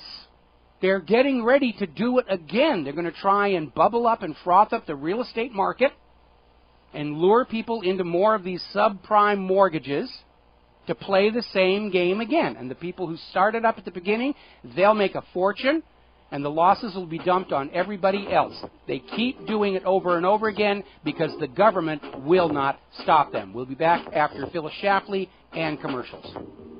And aloha, America. Welcome back to the show. The phone number is 800-313-9443. Dan, the man, is now sitting in our control room, and we're going to take some phone calls. Jerry in Chicago. Jerry, aloha. Welcome to the show. What's on your mind? Aloha, Michael, and thank you for taking my call. I wanted to bring up three different things. One was a question to you about the shooting over here at this naval base in Washington, D.C. You think our president, commander, and dictator-in-chief right now is going to come up with 19 more executive orders for shotguns and handguns? He very well might. I mean, they're definitely fanning this as hard as they can to support the gun grab agenda. Okay, the second thing is if you ever get the opportunity, Phil Perney's on Sunday at 1 o'clock in the afternoon. He had a guest on, and for 1 hour, I had to listen to it twice on the archives. It was really good. That was just yesterday. If you get the opportunity, I suggest you listen. This guy was very knowledgeable about Israel's dirty deeds over the years. Mm-hmm. And then the other one is if you ever heard anything about Obama signing an executive order about a bipartisan something or other, which involves like presidents of Russia and everything else like that in his first term? No, that doesn't ring a bell. Doesn't mean that he didn't do it, but it doesn't ring a bell with me. Okay, well, it was on Nancy and Darren Weeks on Govern America at 11 o'clock on Sunday. That was one of the first things he covered in the first hour. So, hey, that's all I wanted to leave you with. Keep up the good work, buddy. All right, thanks an awful lot here. And the latest word we're getting from the shooting at the Washington Navy Yard is even though they've identified the one shooter who was killed on the ground, they're still out there saying there may be other suspects. The city's on lockdown. Apparently, the Senate is shutting down, and the senators are going to go off and do whatever it is senators do when they're not causing trouble for the rest of the American people. So they're definitely fanning this thing up, and I think it's already way out of proportion with the actual crime. Because I remember many years ago, here in Honolulu, we had a mass shooting at the Xerox building where 8 people died, and they went in and they got the guy, and that was it. They didn't shut down the whole city. All righty, Keith in Montana. Aloha, Keith. Welcome to the show. What's on your mind? Hello there, Mike. Hello from Montana. Nah. Anyway, hey, I just wanted to say one thing here. I don't watch much TV there, but I do get PBS over here, who exists mainly by your donations also there, you know. But I have been writing these guys, these like PBS NewsHour and stuff, asking them to show me one video, just one video of Assad's forces killing civilians. And I says, however, I can show you hundreds of videos of U.S.-backed terrorists killing by either beheading, throwing out windows, or off rooftops, stuff like that, you know, hangings, shooting children, stuff like that, you know. And I said, and yet you're blaming all this on Assad there. And then to make it even more funnier like that is when you look at this propaganda, not one of those videos show Assad's soldiers in them like that, you know. And that's my entire, quest to the so-called public media, is show us the proof like that. It's almost like when Bush was asked, what did the Iraq War have to do with 9/11? And he said, nothing, you know. Yeah, and then he tried to clarify that by saying, but, you know, Iraq supports the kind of people who would do this to us. And they was, you know, he realized he'd made a huge, huge political mistake, and he was trying to recover from that. Right, and so when I look at what I see, I look at, like, Montana, 110,000 people, that's just a little under the size of, a little over the size of Missoula, Montana, or 1/10 the population of Montana, killed by U.S.-backed terrorists. Yeah, but you're not supposed to think about that because, our violence is good and their violence is bad. And, the people are very much aware that the U.S.-backed mercenaries in Syria are committing all kinds of atrocities. They're targeting Christians. They're targeting the Alawites. They are not acting in a form that is consistent with a popular revolution, because a real internal popular revolution in a nation is not going to alienate the general population. They need that public support to bring around change. Coup d'etats, outside interventions, engage in acts of terror to terrorize the population into dropping their support for the government that's being targeted. Yeah, and all their videos, though, all they're doing, those are documenting their war crimes, and mainly supplied by U.S. communications via the CIA, which was clearly said that the CIA was sending out all these computers and cell phones and stuff to them like that. So, it's what do you call it, culpability, I guess you call it, that the U.S. is backing all this, and there should be charges for war crimes. Okay, well, it is, it's an obvious hypocrisy, and everybody recognizes it as the hypocrisy, and I think that's kind of why Americans really have started tuning out for all of this stuff. They're satisfied the government is lying, and they're basically focusing on what do we do about a government that lies. Going to let you go here, Keith, and switch over to Kyle in Philadelphia. Aloha, Kyle. Welcome to the show. What's on your mind? Hey, Mike. Sorry I'm a little bit late to the program today, but did you see the 60 Minutes interview with Obama last night? No, I did not, but I got a lot of email about it. Well, there was one very, very haunting question. Scott Pella asked him, he said, on the war in Syria, it's clear that the American people aren't with you on it. And President Obama's response to that was, not yet. Ooh, there's a telling comment. Most of the emails I got were basically that he was having trouble maintaining eye contact with the interviewer or with the camera, and he just seemed to be distracted and looking away most of the time. He looked terrible. He looked ragged. He looked like he had been through the ringer. He couldn't keep eye contact. He was very fidgety. You could tell that his back was up against the wall, both politically and in every other word, form of the phrase. It was certainly a different Obama than we've seen in the past, to say the least. Yeah, I think his confidence is definitely shattered, and that's a good thing, because we need to get this government and the corporate media broken loose from this delusion that they're still able to tell us what we're going to think. Because as long as they're laboring in that delusion, they're going to edge closer and closer to making the sort of mistake that really will bring it all crashing down. And what's clear about this situation, too, is not only did Putin save Syria from a United States invasion, but Putin saved Obama. He saved that man from having to go in there and absolutely commit political suicide and most likely get impeached. He was using that as an excuse for, well, I was somewhat satisfied with the steps that Syria has taken, and it's just amazing. Yeah, but Obama is still surrounded by, people like John McCain and John Kerry and Lindsey Graham and everybody on Wall Street saying if they don't move forward with the war agenda, the dollar will collapse. Because the only way to keep the dollar going is to force the world back onto Bretton Woods. What Putin did essentially was buy Obama and this government enough time to pull a false flag attack. And I found that to be, if you get a chance, go back and look at it. When Scott Pellett or Pella, whatever his name is, asked Obama, it's clear that the United States people aren't with you. The first two words out of his mouth are not yet. Well, again, that may be an indication of a false flag attack yet to happen, or again, it may just be that absolute belief that people in government and the corporate media still have that if they just lie big enough, they'll get the public to go along. And those days are gone forever. And I think probably Obama does realize that at some level, which is why he looked so bad on the interview and certainly on his press conference a week ago tomorrow, where he just came across as being, not his normal confident self.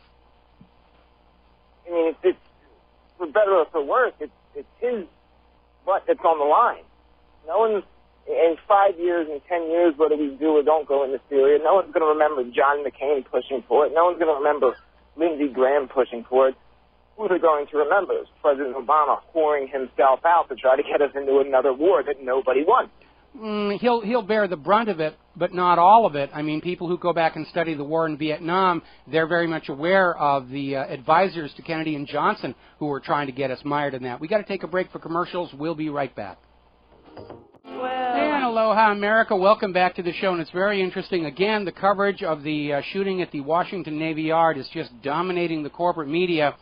And even though this has been declared not to be an act of terror by the U.S. government, just a single lone shooting, they're trying to link it to the war on terror by implication. Fox News just had the former commander of the USS Cole on to talk about how terrible thing this is and how our people are under threat around the world. And, of course, you remember the USS Cole was attacked and blamed on Yemen. My personal opinion is that it was a repeat of Israel's attack on the USS Liberty. But they're all of a sudden, we're starting to see the parade of people talking about the war on terror. Even though this is not considered a terror attack, they're trying to link it through implication. We're going to go to the phones here. Obi in Colorado. Aloha, Obi. Welcome to the show. What's on your mind? Well, I have a point that I'd like to make. The gun grabbers lost a fight here in Colorado, and a couple of people got recalled. And Bloomberg poured millions of dollars into this election to try to keep those two people in office. I wonder if this shooting wasn't staged because the gun grabbers are getting desperate. It's entirely possible. It's entirely possible. I'm sort of halfway between thinking staged attack or encouraged attack to support the gun grab agenda and just another person who lost his job, was on SSRIs, and had a meltdown. I really don't know. We're going to have more facts come in. But I do want to know if this guy was on these prescription antidepressants, because there's one other aspect of SSRIs that is very, very, very dangerous. People who are on these SSRIs are very open to suggestion from outside. Get them all buzzed on SSRIs. Hey, let's go over to the Navy Yard and shoot a couple of people. Yeah, why not? I mean, it really, again, go to ssristories.com and just read some of these documented cases of how these medications just completely screw people up. Yes, an author by the name of Jim Mars has written in several of his books about how many cases of these mass shootings were all based upon these behavioral meds. And to me, it seems like every one of them that's happened has been people who are on these medications. It's a major problem. And, again, the corporate media won't cover it because they don't want to lose those lucrative TV commercials for the pharmaceutical companies. Congress did hold hearings but refused to do anything because they like those big campaign checks coming in from the pharmaceutical industries, although it is now a question on the paperwork that you have to fill out to get a gun permit. Are you on prescription antidepressants? And if you answer yes, your permit's denied. They know it's a problem. They just don't want you to know it's a problem. We're going to blame the guns. The guns are bad. Unless you're a Mexican drug criminal or a hired mercenary in Syria, then guns are good. Here, have all that you want. Exactly, and why would Bloomberg care about a Colorado state election?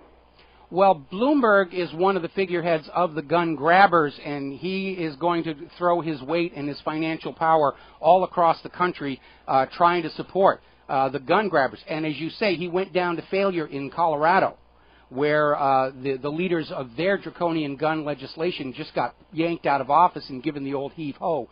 And hopefully by now they're floating down in that flood water, soaking in all those fracking chemicals. Okay. That's all I have to say. All right. Thank you very much here. And we're going to go to James in North Carolina. Aloha, James. Welcome to the show. What's on your mind? Mike, just to follow up on what the previous caller said about that 60 Minutes interview, I've noticed, I don't know if you have, over the last few months, about how much Obama has aged. And I think he knows that if he can't deliver a war with Syria and ultimately with Iraq, he's going to get Dealey Plaza, and they'll get their boy Biden in, who'll do anything for them. Well, I don't think that that's necessarily a realistic analysis, because it's not that Obama doesn't want to do what he's being told. It's that he can't, because we, the American people, are standing firm, and Joe Biden would run into that same brick wall. So I don't see that really as an option for the pro-war hawks to go after Obama himself. If anything, I think an assassination at this particular time in history would only alert the American people even more that something very nefarious is afoot inside the United States government. I'm hearing reports that the Mossad may take out Netanyahu because he's exhausted his usefulness. And they're going to get rid of him and get somebody else in there who isn't carrying all the baggage of lies and fraud and deception and cartoon bombs with him. Well, that's a possibility also. I just think there's something in the back of Obama's mind that's really got him worried. Well, he's failing. He's seen as a failure by the American people. His public policies are seen as a failure, and he's a failure to his backers and supporters as well. Right now, being in his second term, he's worried about his legacy, and it looks like he's going to go down in history as one of the worst presidents this nation ever had. Well, he's got some competition there. That's true. Certainly. Well, I don't know. We're getting close to Richard Nixon territory, I think. Yeah. Okay? Right, yeah. All right. Well, thanks a lot for the phone call. We're going to let you go. And we're looking again at the nonstop coverage of the shooting in the Washington Yard. And what they're pushing now is, we don't know that this Aaron Alexis acted alone. There may have been co-plotters and co-conspirators, and the investigation's continuing. So they're holding open their option to try and find some way to link this to various political agendas. And definitely the gun grabbers are absolutely ecstatic that they've got another bunch of bloody shirts to wave around. But again, this was the U.S. Navy. They're supposed to be a military force, and they couldn't protect themselves. This shooting in the Washington Navy Yard, right in the capital city itself, proves that all the surveillance and eavesdropping and monitoring of our phones does not work for the stated objective of preventing acts like this. I still want to know if he's on SSRIs. All righty, now, moving right along here. Getting back to the economy, story over in the Telegraph in Great Britain. The Bank for International Settlements veteran is saying the global credit excess is now worse than it was before the crash of Lehman Brothers. And they're saying that, as the Federal Reserve toys with the idea of winding down stimulus and quantitative easing, and every time they say that, the stock market takes a tank. Basically, the William White, the Bank of International Settlements former chief economist, is saying it's looking like 2007 all over again. Do you know why? Because they didn't change the behavior of the banking system. They just tried to reset it on the backs of the taxpayers, and they're going to set it all up, and it's going to do exactly what it did before, and there'll be another disaster. Because real wealth in this nation comes from products and agriculture that are created by the labor of ordinary people. That's where all real wealth begins. When you start running an economy on the basis of ink and paper just being printed with wild, reckless abandon, that's not a fix. It's a patchover. Patchovers don't hold. Again, the Bipartisan Policy Center is saying the United States could start defaulting on its debt obligations by mid-October. It's a push to raise the debt ceiling so they can borrow more money to pay off the money they borrowed before. That's what they're doing. Give us another credit card to live on. I'll bet we could balance the federal government budget if we stopped wasting trillions of dollars propping up that failed Wall Street system.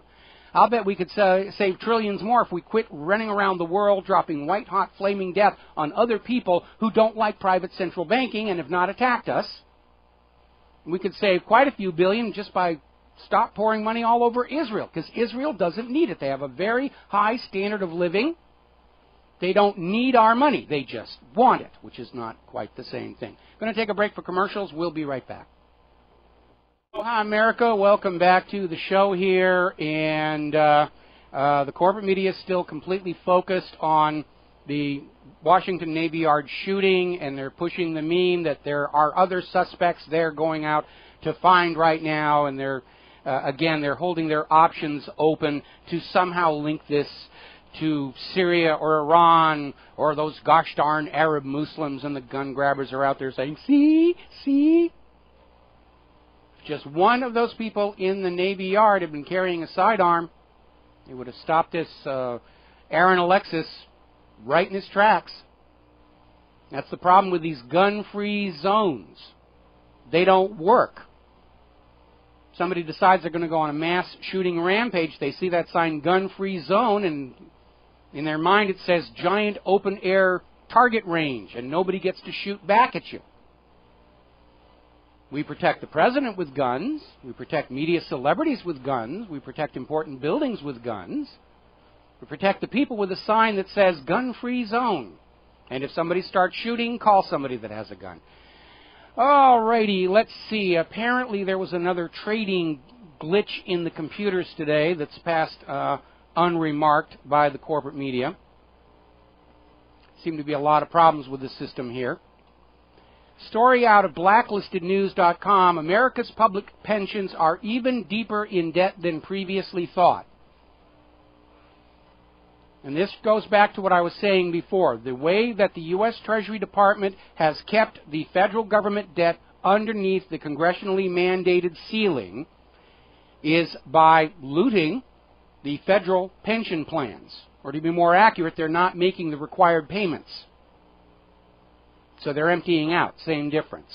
Now, one of the reasons the pensions all across the country are in serious trouble goes all the way back to 2008 and the mortgage-backed security fraud. Because Wall Street's pet rating agencies all branded these mortgage-backed securities as AAA investments. And under law, public pensions are not allowed to invest in anything other than AAA-rated securities. Because when you're dealing with pensions, you're dealing with old people who don't have the luxury of enough time to pick up from a financial disaster and restart and rebuild their future life. When they get defunded from their pensions, that's it. It's over and done with. That's why pensions are required by law only to invest in AAA-rated securities. Well, Wall Street's firms rated these mortgage bundles all AAA, and pension funds all across America bought into them. Then they collapsed. And when Congress investigated, the ratings agency said, well, really, it's just our opinion.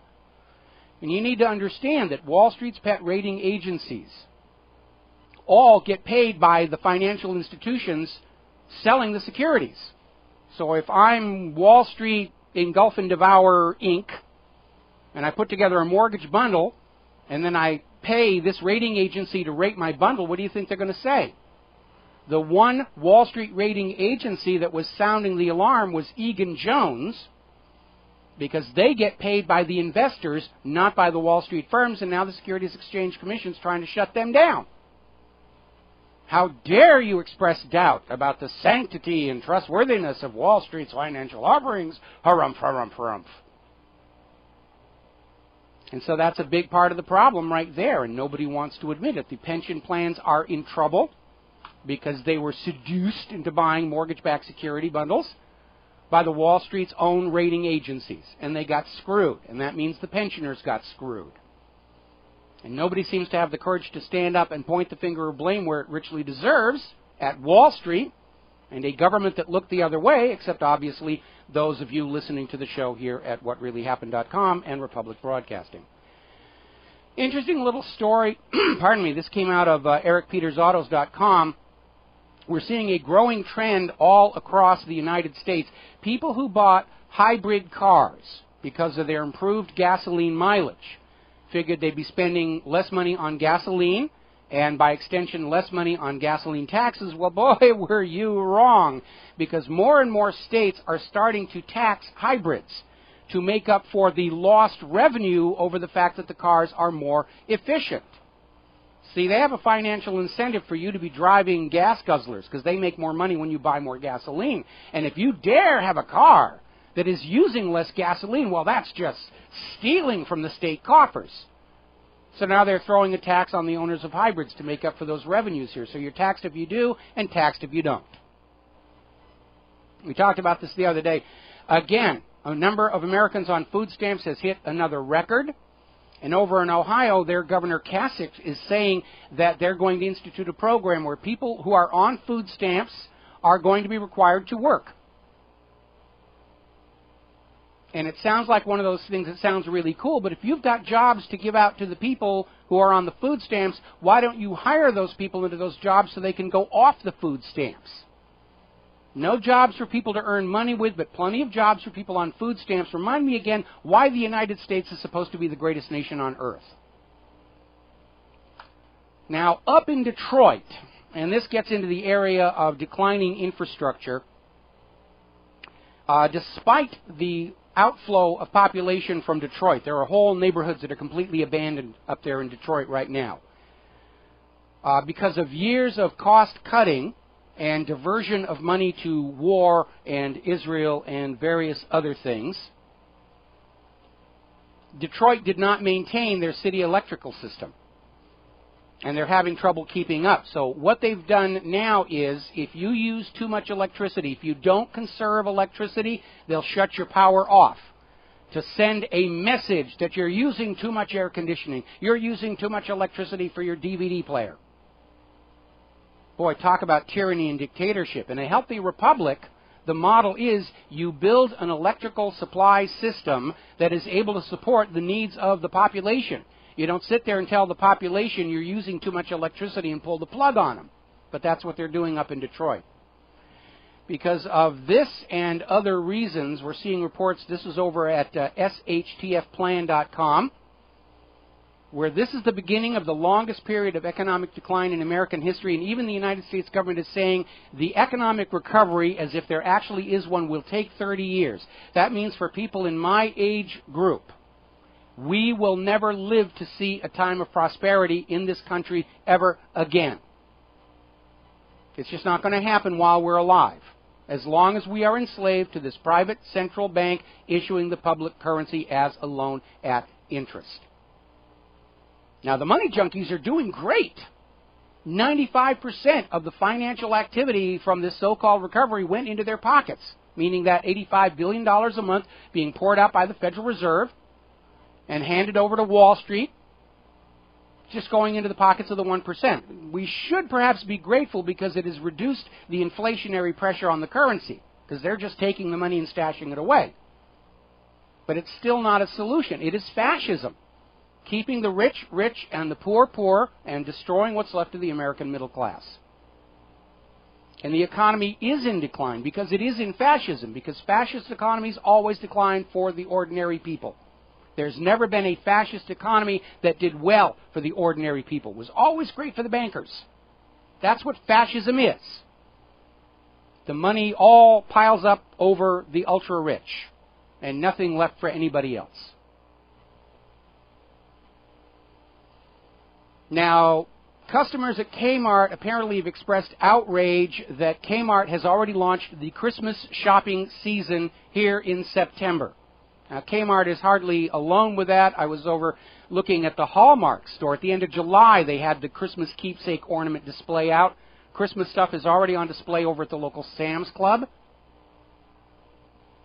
It's just another marketing scheme. Get you to spend money you don't have for things that you don't need to give to people you don't even like. And they've destroyed the spirit and meaning of Christmas. Because by the time Christmas actually gets here, in December, we'll all be burned out on it. It isn't decoration, it's decor. And it's tacky. But that's what they're already out there. Christmas Club this and, oh, we've got to flog the people. There's nothing left to flog out. We're going to be baking cookies and giving them out for this Christmas. And that's something you all ought to think about. You want to make a statement against this oppressive economy that we're in? Make your Christmas presents this year. Knit somebody a sweater. Make some little thing that they can use. Get into arts and crafts. We don't have to buy the latest iGizmo to prove that we're a loving relative. Everybody understands there's no money out there. And we shouldn't put ourselves back onto that credit card hook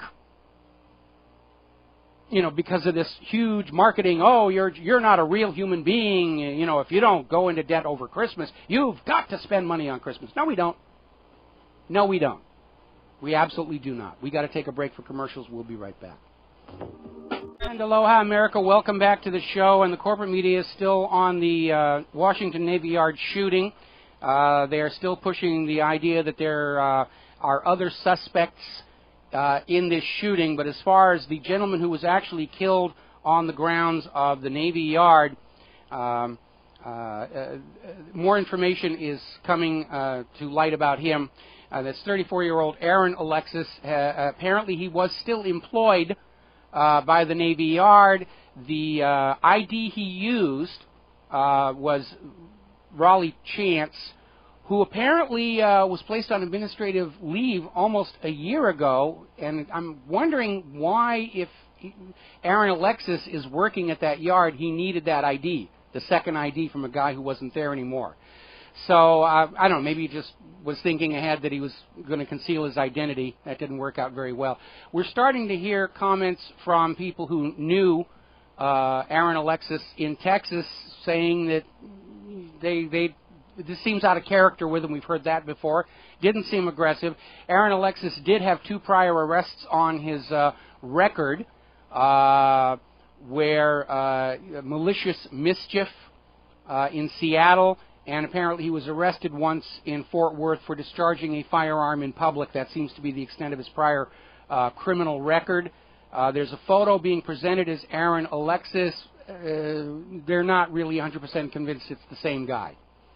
So it's very fuzzy. But they're still out there pushing other suspects, and I think they're trying to hold open the door to a larger plot that can be spun for political agenda. But right now, I am really leaning to this guy being on or withdrawing from SSRIs and just going postal like we've seen so many of these other people tend to do.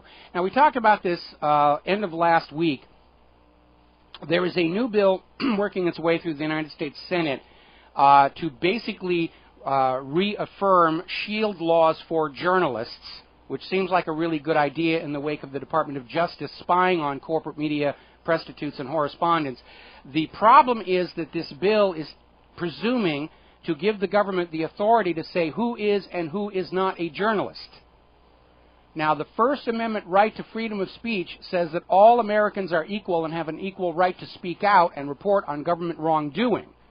But this bill is attempting to make the right of a free press a privilege assigned by the government itself, where the government gets to say, these are real journalists because they will tell you what I tell them to tell you, and these other people over here at Republic Broadcasting, they're not real journalists, and therefore they're open for legal harassment and other draconian messages. We saw that from Dianne Feinstein is out there saying, well, what if Edward Snowden had written a blog? I don't think he should have legal protections. Yes, he should. Because the whole point of whistleblowing in a free press is as watchdog against government abuse. The corporate media has claimed all along that is their traditional role, to be a watchdog on government wrongdoing. In a republic, there has to be somebody that is able to stand up and say the government did something wrong without fear of reprisal. When you take that away, you have a dictatorship, where those who are declared to be journalists will say what the government tells them to do because they don't want to lose their cushy jobs, and those who know what is going on are terrorized into silence for fear of legal reprisals. Verizon is back in court trying to kill network neutrality. And for those of you who aren't paying attention, what network neutrality is, under the existing laws of the United States, mass communication is required to maintain what's called common carrier status. In other words, if you're with a phone company down in Florida and you call Washington State, all the phone companies in between are required to carry your phone communication. They can't come back to you and say, you're not a customer of us, so we're not going to carry your communications. And the same thing applies to the Internet. All traffic is carried in equal priority. The corporate media has been trying to change the law so that corporate content gets preferential treatment by the ISPs. that you will instantly get to CNN or Fox News' website, but it may take 5 or 10 minutes to get to whatreallyhappened.com or republicbroadcasting.org. And so they're back in court there. Verizon is literally claiming the FCC has overstepped its authority in mandating internet neutrality, network neutrality across America. They basically want to co-opt the net for their own use. And remember, the internet was invented and developed at taxpayer expense. It is operated by those companies that manage the servers on the backbone. You pay for your access to the internet. It is not owned by any one entity, and they're trying to change that. So they can come into all these ISPs and say, well, we're ABC, and we're NBC, and we're PBS, and you have to give our traffic priority because we have got to get the lies out to the public before the truth can catch up. A lot of concern over Apple's new iPhone, the iPhone 5S, which as a security measure includes a fingerprint scanner, which sounds like a really good idea to make sure that nobody else can use your iPhone. But first of all, my experience with fingerprint scanners is they're not that reliable. They can be spoofed. And worse, every website you go to on the basis of this fingerprint scanner gets your fingerprint. And we know how easy it is for people, well, like in the FBI, to fake fingerprints. Once they have the image, they can literally make up a stamp that will plant your fingerprints all over things. I'm going to go back to smoke signals here. I'm really tired of these smartphones, which are working more for the government than they are for me here. And once again, more documents have surfaced confirming NSA backdoors into web software. The so-called secure HTTP is backdoored. And as a result, we're seeing private corporations and foreign governments are all saying, don't use any of this stuff. It's costing America's internet companies billions of dollars because people are signing off. They don't trust the cloud. They don't trust Google. They don't trust Facebook. They don't trust any of these American companies. And these American companies did it to themselves by going along with this illegal and unconstitutional spying. Now then, let's see here. Court decision, this was reported in New York Times, ruling by a federal judge in Kansas. This was 2 weeks ago, saying search warrants for emails must be limited. In other words, trying to get back to that original Fourth Amendment that you have to have suspicion of a crime, supported by oath or affirmation or physical evidence. You can't just go in and say, give me all the emails for March through August from this person. And they're trying to reassert the Fourth Amendment, at least at the state level, which the federal government will ignore, the NSA will ignore, but that's basically what they're saying here. Now, have you ever seen those DUI checkpoints? Every time there's a big holiday like Memorial Day, there's the police sobriety checkpoints here. And apparently out in California, somebody was keeping count. The police stopped and tested 1,000 cars for every one DUI arrest. Now, they're trying to spin that Americans understand you can't drunk drive. Most Americans already know that. But what a huge expenditure of manpower, time, and resources to stop 1,000 cars to get only one DUI arrest. It's just more of that surveillance stuff here. If you are a user of Microsoft XP, as I am, Microsoft has announced that after April 14th of next year, when Microsoft XP officially expires, there will be continued support and updates, but only if you're willing to pay for them. Microsoft understands people want to stay with XP. They certainly don't want to go with buggier Vista, Windows 7, Windows 8 has been a complete disaster, plus all of these operating systems, the newer they are, the more backdoors they have in them for the benefit of the government. Frankly, when these XP machines I am using die, I'm going to go to Linux because I'm no longer in the visual effects and animation business. I don't need the software that I used to use to do movies and TV with. I'm going to go to a Linux box. I'm trying to get a source code distribution to compile myself to guard and protect my security and keep the government at arm's length here. By the way, speaking of fracking, which is becoming a big issue because of the floodwaters in Colorado, apparently they've decided that fracking is a good place to get rid of some of that depleted uranium. And there is no reason for depleted uranium to be included in fracking fluid. What they're doing is using fracking as a toxic waste disposal system.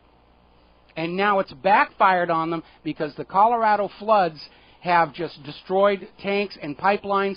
Over 100 fracking wells have been flooded, and all of those toxic chemicals are now going to be in the groundwater for the people of Colorado. Okay? So we're coming up here to the top of the end of the show. There's the music. We're going to be back here tomorrow on the Republic Broadcasting Network. Until then, stay safe, stay angry, stay skeptical, stay informed, make good choices. Please support Republic Broadcasting. Buy your physical silver and gold from Republic Trading Group. It is that important. The other side's spending millions. We're spending pennies. We'll be back tomorrow. Aloha, America. Freedom ain't free, but shooting is cheap. Knob Creek Gun Range. Shoot safe, pay less, have fun. Rifles, pistols.